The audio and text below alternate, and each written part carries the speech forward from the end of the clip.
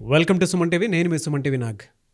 కోల్కతా ఇన్సిడెంట్కి సంబంధించినటువంటి వాటిల్లో ఎప్పుడైతే సిబిఐ విచారణ జరగడం స్టార్ట్ అయిందో, ఎప్పుడైతే సిబిఐ ఈ కేసులో ఎంటర్ అవ్వడం జరిగిందో అండ్ కోర్టు కూడా సుమోటోగా తీసుకోవడం జరిగింది ఈ కేసుని. Special thanks to courts. ఎందుకంటే ఇటువంటి వాటిని సుమోటోగా తీసుకోవటం అనేది నిజంగా చాలామందికి ఒక్కొక్క మంచి విషయం అని చెప్పేసి చెప్పాలి.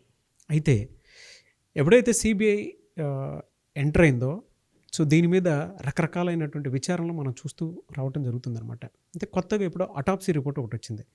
గతంలో అటాప్సీ రిపోర్ట్ వచ్చినప్పుడు ప్రతి దాన్ని కొట్టిపారేశారు. ఇది కాదు ఇది, ఇది కాదు ఇది అని చెప్పేసి, అంటే మిస్యూజ్ చేస్తున్నారు, మిస్ఇన్ఫర్మేషన్ చేస్తున్నారు అనేటువంటి విషయాన్ని సో వెస్ట్ బెంగాల్ గవర్నమెంట్ ఎక్కడా సోషల్ మీడియాలో బయటికి రానియకుండా చేశారనమాట. అటాప్సీ రిపోర్ట్ ఇప్పుడు తాజాగా ఒకటి రావటం జరిగింది. అందులో హారిఫయింగ్ విషయాలు బయటికి రావడం జరిగింది. అంటే భయాందోళనతో కూడుకున్నటువంటి విషయాలే చాలా అందులో ఉన్నాయన్నమాట. ఎంత దారుణాతి దారుణంగా, ఎంత కిరాతకంగా అమ్మాయి చంపబడింది అనేటువంటి విషయం బయటికి రావడం జరిగింది. సో ఆ డీటెయిల్స్ ఏంటి అనేది ఈరోజు మనతో పాటు అడ్వకేట్ రవీంద్రనాథ్ గారు ఉన్నారు. సో అది వారి మాటలోనే అడిగి తెలుసుకుందాం. Hello sir. నమస్తే అండి. నమస్తే సార్. సార్, అటాప్సీ రిపోర్ట్ అసలు ఏం చెప్తోంది? ఏదైతే కలకత్తా మన మర్డర్ కేసు సంబంధించిన విషయాలు రోజు రోజు కొత్త కొత్త వెలుగులోకి వస్తున్న విషయాలు, ఏదైతే సుప్రీంకోర్టు, ముందు మనం సుప్రీంకోర్టుకి మనం అభినందన తెలపాలి, సుమోటోగా తీసుకుంది.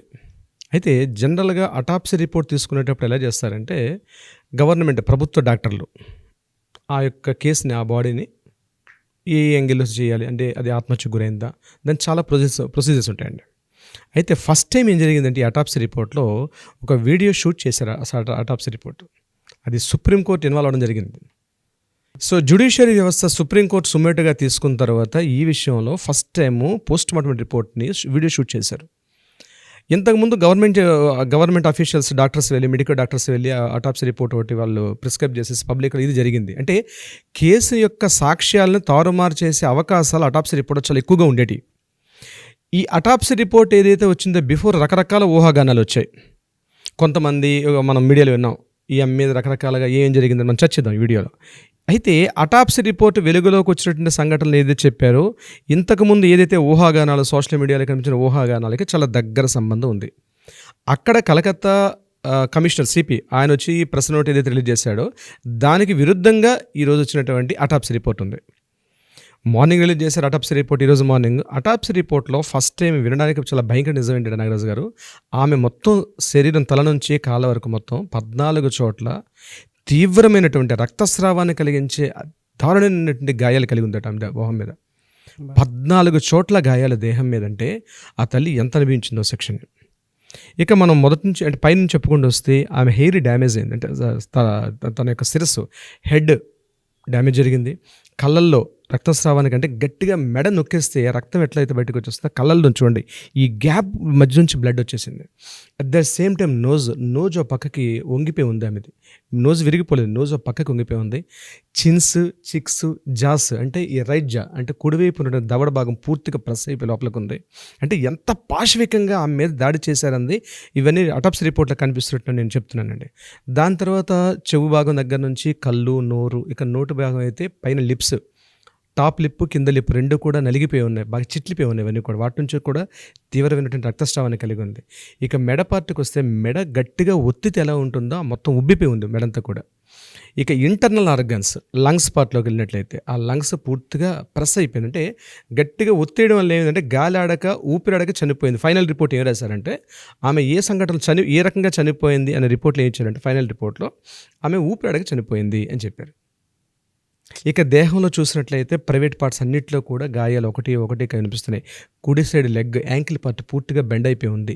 రైట్ లెగ్ విడిపోయి ఉంది, అంటే రైట్ లెగ్ కూడా డివైడ్ చేసి ఒక పొజిషన్ చేంజ్ అయిపోయి ఉంది. ఇక పాదాల వరకు, అంటే శిరస్సు నుంచి పాదాల వరకు ఉంది. ఇక ప్రైవేట్ పార్ట్స్ విషయానికి వస్తే నాగరాజ్ గారు, ఆ వెజినా పార్ట్లో వాళ్ళు విసిడ్ అని ఒక వర్డ్ని వాడారు ఇక్కడ. అంటే ఒక జిగురు లాంటి పదార్థం. విసిడ్ అంటే జిగురు లాంటి పదార్థం. అక్కడ మనం ఏదైతే వాడతామో రెగ్యులర్ వర్డ్స్ కాకుండా అక్కడ విసిడ్ అని ఒక వర్డ్, అంటే జిగురు లాంటి ఒక పదార్థం విజినాలో 155 గ్రామ్స్ ఒక విసిడ్, ఒక థిక్ లిక్విడ్ అన్నది అక్కడ బయటకు వచ్చింది. అంటే ఇంటర్నల్ విజినాలో, ఎక్స్టర్నల్ విజినాలో కూడా కనిపిస్తుంది. అది బ్రెయిన్లో ఉన్నటువంటి హ్యామరేజ్, అంటే బ్లడ్ క్లాట్ అయిపోయిన ప్రాంతం. తన శరీరంలో అంటే అది ఎందుకు వస్తుందంటే గట్టిగా ప్రెస్ చేసేయడం వల్ల ఆక్సిజన్ అందండి. ఆక్సిజన్ అందకపోవడం వల్ల ఏమవుతుందంటే బ్రెయిన్కి ఇంటర్నల్ ఆర్గన్ ఎప్పుడైతే ఉంటాయో బ్లడ్ ఎక్కడెక్కడ క్లాట్ అయిపోతుంది, అది హెమరేజ్ అయిపోతుంది. సో లంగ్స్, ఇంటర్నల్ ఆర్గన్స్ అన్నీ కూడా ఎక్కడికక్కడ ఉండాల్సిన షేప్ కన్నా షేప్ అంటే ఎన్లార్జ్ అయిపోతాయండి. షేప్ ఎన్లార్జ్ అయిపోయి బాడీ కూడా అన్షేపబుల్గా మారిపోతుంది. అది ఎప్పుడు వస్తుంది అది అంటే ఫైనల్ రిపోర్ట్ ఇచ్చినటువంటి విషయం అదే, హ్యామరేజ్ జరిగింది అక్కడ బాడీలో. అంటే ఎందుకు ఈ ఆక్సిజన్ అంటే సరఫరా అందకపోవడం వల్ల అక్కడ జరిగినటువంటి ఈ బ్లడ్ క్లాటింగ్స్, హ్యామరేజ్ ఇవన్నీ కూడా జరుగుతాయండి.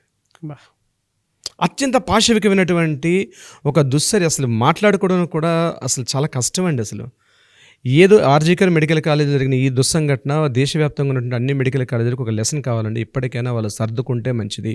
ఇంత దారుణంగా చంపడం అన్నది 2 రకాల అర్థాలు సాధిస్తుంది. అంటే ఏదైనా మనసులో కక్ష పెట్టుకుంటే, కోర్టు మన లీగల్ ప్రొసీడింగ్స్లో మాట్లాడుకునేటప్పుడు ఏదో కోపం వచ్చింది, ఆ కోపంలో ఏదో కొట్టేసాం, బలత్కరంగా కొట్టేసాం, చంపేసాం, మర్డర్ చేసామంటే ఏదో ఆ టైంలో జరిగిపోయింది. కానీ ఇంత క్రూయల్టీగా జరగడం అంటే ఏదో జరిగింది అంటే ఏంటి, ఈ కాలేజీలో ఏవేవో సంఘటనలు జరుగుతున్నాయి, ఇంత దారుణంగా ఇంత పాశవికంగా చంపినప్పుడు మాత్రమే మిగిలిన స్టూడెంట్స్ అందరికి కూడా ఇది ఒక లెసన్. సో అటువంటి ఏదో మెసేజ్ ఇవ్వబోతున్నారు అన్నట్టు అనిపిస్తుంది కాలేజ్ విషయంలో. పాయింట్ ఏంటంటే ఈ రిపోర్ట్ చదివితే మనకు అనిపిస్తుంది అట్లా. ఎవరైతే విక్టిమ్ ఉన్నారో విక్టిమ్కి ఆల్రెడీ కొన్ని విషయాలు తెలిసి ఉంటాయి. అవునండి. కాలేజ్లో ఏం జరుగుతుంది ఏంటి అనేది. గతంలో నేను చేసినటువంటి వీడియోలో ట్రాఫికింగ్ సిస్టమ్ ఉంది అనేటువంటిది, అంటే human trafficking, organs trafficking and దాంతోపాటు ఈ మత్తు పానీయాలకు సంబంధించినటువంటి విషయాలు. అవునండి. అవన్నీ జరగటం తెలిసి ఉండొచ్చు. అందుకే ఇంత కక్ష గట్టి మరీ దారుణంగా. ఎగ్జాక్ట్ అదే కదండి. ఆగస్టు 8వ తేదీ ఏదో జరిగిందో ముందు రోజు సాయంత్రం 4 గంటల ప్రాంతంలో ఈ అమ్మాయి ప్రిన్సిపాల్ రూమ్లో ఆల్రెడీ వెళ్ళి మాట్లాడడం జరిగింది. చూసిన వాళ్ళు ప్రత్యక్ష సాక్షులు బయటకు వచ్చి మీడియాలో చెప్తున్నారు ఆల్రెడీ. ఏం జరిగింది ఇన్సైడ్ క్యాబిన్ రూమ్లో మన సందీప్ ఘోష్కి, అదే ప్రిన్సిపాల్ సందీప్ ఘోష్కి ఈ అమ్మాయికి డిస్కషన్ అని తెలియదు. ఆ రోజు ఈవినింగ్ నుంచి ఆ అమ్మాయి అప్సెట్లో ఉంది. అంటే ఏదో జరిగింది. ఇంత అంటే మనం ఆటోప్సీ రిపోర్ట్ మాట్లాడుతున్నాం కాబట్టి ఇంత పాశవికంగా, ఎంత దారుణంగా చంపడం అంటే ఇది ఒక మెసేజ్. సో మిగిలిన ఏదైతే 350 మంది స్టూడెంట్స్ ఉన్నారో వీళ్ళందరూ కూడా ఒక రాంగ్ మెసేజ్, అంటే భయాన్ని అంటే భయోత్పాతాన్ని కలిగించే ఒక ఆటవిక ప్రవృత్తి అండి కరెక్ట్గా చెప్పాలంటే. అటువంటి మెసేజ్ని కాలేజీకి ఇవ్వాలని ఉద్దేశంతో వీళ్ళు చేసి ఉండొచ్చు. అయితే వాళ్ళకి రెగ్యులర్గా కాలేజీలో తెలిసిందే కదా, కనిపించిన సంఘటన అయిపోతుంది, ఇమీడియట్గా సూసైడ్ అని చెప్పేసి మాఫీ చేద్దాం అనుకున్నారు. బట్ ఫార్చునేట్ జరిగింది ఏంటంటే ఈరోజు సోషల్ మీడియా అవేర్నెస్ అవ్వడం, లోకల్ మీడియా అవేర్నెస్ అవ్వడం, నేషనల్ ఛానల్స్ అంతా అవేర్ అవ్వడం, ఇవంతా అవేర్ అయిన తర్వాత ఈ ఇష్యూ అన్నది పబ్లిక్ అయిపోయింది. మమతా బెనర్జీ అనే వ్యక్తి ఆ సీట్లో కూర్చోవడానికి అర్హురాలు కాదు. ఎందుకంటే వైద్య ఆరోగ్య శాఖ మంత్రిగా రిజైన్ చేయాలని కూడా మనం కోరుకున్నాం. ఇంకొక విషయం మనం చెప్పాలి నాగరాజు గారు, ఒక వీడియోలో మనం చెప్పాం సుప్రీంకోర్టు ఇన్వాల్వ్ అవ్వాలి, ఒక త్రిసభ్య కమిటీ రావాలి, సుప్రీంకోర్టు సుమోటోగా తీసుకుంటేనే దీనికి న్యాయం జరుగుతుందని మనం సుప్రీంకోర్టు జడ్జిమెంట్ తీసుకోకముందే, అంటే సుప్రీంకోర్టు సుమోటోగా తీసుకోకముందే మనం ఒక వీడియోలో డిస్కస్ చేసాం. మనం అనుకున్నట్టుగానే జరిగింది అది. ఇదంతా కారణం ఏంటంటే పబ్లిక్లో వచ్చినట్టు అవేర్నెస్ అంత ప్రొబ్ చేస్తున్నారు అక్కడ వాళ్ళు నిరసనలకి. ఈవెన్ లోకల్ కలకట్టా హైకోర్టు కూడా ఈ నిరసనలకి వాళ్ళ మద్దతు తెలిపింది. వాళ్ళు చేస్తున్నటువంటి నిరసనలు, ధర్నాలకి న్యాయం ఉంది అని చెప్పినప్పుడే మమతా బెనర్జీ రోడ్డు మీదకి వచ్చింది. అవును, అప్పటిదాకా మమతా బెనర్జీ రాలేదండి. ఇంకొక విషయం, ఈరోజు ఏం చేశారు, ఆ అమ్మాయి యొక్క బాడీని, ఆ అమ్మాయి యొక్క బాడీ ఏదైతే ఉందో దాన్ని ఇంకా మిగిలిన ఏవి శవపంచనామా కార్యక్రమాలు ఏవైతే ఉంటాయో ఆ నెక్స్ట్ ప్రొసీడింగ్స్ చాలా ఫాస్ట్గా చేస్తున్నారు. పేరెంట్స్ సబ్జెక్ట్ చేశారు. అది ఇంకా కంప్లీట్గా అయిన తర్వాత కానీ మాకేం తొందర లేదు, ఆమె యొక్క డెడ్ బాడీని మేము ఏదైతే చేయాలనుకుంటున్నాం అంత్యక్రియ కార్యక్రమాలన్నీ కూడా తొందర లేదు, పూర్తిగా మెడికల్ టెక్నాలజీస్ ప్రకారం అంతా కంప్లీట్ అయితే ఇవ్వండి అని పేరెంట్స్ చెప్తుంటే మాత్రం గవర్నమెంట్ మాత్రం అయిపోయింది, కార్యక్రమం అంతా అయిపోయింది, తొందరగా క్లోజ్ చేసేద్దామని విషయం ఉన్నారు. ఈ విషయం మీద చర్చ జరుగుతుంది. బహుశా దానికి సంబంధించిన ఇన్ఫర్మేషన్ వస్తే కూడా మనం మరొక వీడియో చేద్దాం దీనికి సంబంధించి. కీ పాయింట్ ఏంటంటే మమతా బెనర్జీ ఆ రోజు నుంచి ఈరోజు గడిచిన వారం రోజుల నుంచి ఆమె యొక్క త్వరితగతిని తీసుకున్న నిర్ణయాలు ఏవైతే ఉన్నాయో అవి సస్పెక్ట్ చేయాల్సి వస్తున్న నిర్ణయాలు. అయితే నేనేంటి అంటున్నానంటే మన నాగరాజు గారు, ఈరోజు నిజంగా ఆవిడ ఒక ప్రజా నాయకురాలైతే ఇమ్మీడియట్గా రిజైన్ చేసి తన నిజాయితీని ప్రూవ్ చేసుకోగలిగితే, రాష్ట్రపతి పాలన విధించగలిగితే బెంగాల్లో ఈరోజు పబ్లిక్ కానీ ఒక డిపార్ట్మెంట్ పరంగా వైద్య వృత్తుల వాళ్ళకి కానీ ఒక రకంగా ఒక మంచి సపోర్ట్ వస్తుందని నేను అనుకుంటున్నాను నాగరాజు గారు. మీరు చెప్తున్నటువంటిది వాళ్ళ తెలుగు రాష్ట్రాల్లో కూడా బయటికి రానటువంటి కాలేజెస్ కూడా చాలా ఉన్నాయి. పిల్లలు అనుభవిస్తున్నటువంటి వాళ్ళకి మాత్రమే తెలిసి ఇలాంటి ఇన్సిడెంట్స్ కోకొల్లలు బయటికి రానికుంటుండేటువంటివి. ఏదేమన్నా సరే ప్రతి ఒక్క స్టూడెంట్లోనూ ఇటువంటి వాటిల్లో చైతన్యం రావాలి, ప్రతి ఇంట్లోనూ ఇటువంటి ఇన్సిడెంట్స్ మీద చైతన్యం రావాలి, ప్రతి ఒక్కరూ దీనిపై స్పందించాలి. త్వరితగతిన ఎమర్జెన్సీగా అంటే చాలా త్వరగా దీని మీద జస్టిస్ రావాలని మాత్రం కోరుకుందామని. అండ్ ప్రతి ఒక్కరు కూడా హ్యాష్ ట్యాగ్ తోటి జస్టిస్ ఫర్ అభయ అని చెప్పేసి కింద హ్యాష్ ట్యాగ్లో డెఫినెట్గా మీరు పోస్ట్ చేయండి. అండ్ మీ ఒపీనియన్ ఉన్నా కూడా, అంటే తెలుగు రాష్ట్రాల్లో ఇలాంటి ఏదైనా జరుగుతున్నా కూడా సుమన్ టీవీ ఛానల్ తరపున మేము మీతో పాటు రావడానికి రెడీగా ఉన్నాము. సో దయచేసి మీరు ఏదున్నా సరే మాకు ఇన్ఫర్మేషన్ ఇచ్చినా సరే డెఫినెట్గా మేము మీతో పాటు ఉంటాము. థ్యాంక్ యూ అండి. Thank you thank you so much Nagaraj గారు.